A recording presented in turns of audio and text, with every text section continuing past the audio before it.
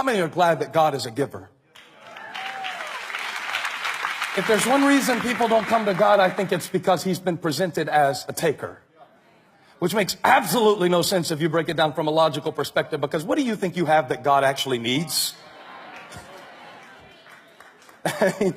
It's just preposterous for you to think that if God were hungry, he would tell you about it.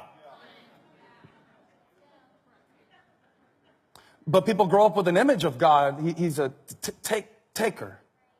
And they don't want to come to a taker because I'm afraid that if I come to a God who wants to take away my life and my fun and my choices and my decisions, God wants to take. You know, it's presented like that.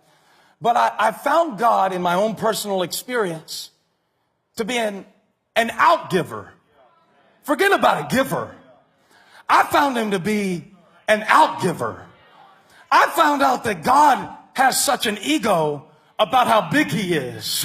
And he's the only one who's allowed to have an ego, that when you give him something, he'll multiply it, give it back to you bigger than it was when it left his hand, and look at you like, what? You want some more?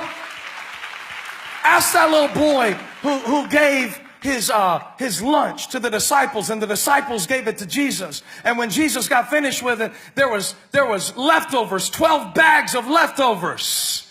Because God will not be outgiven. Touch somebody, say God's a giver.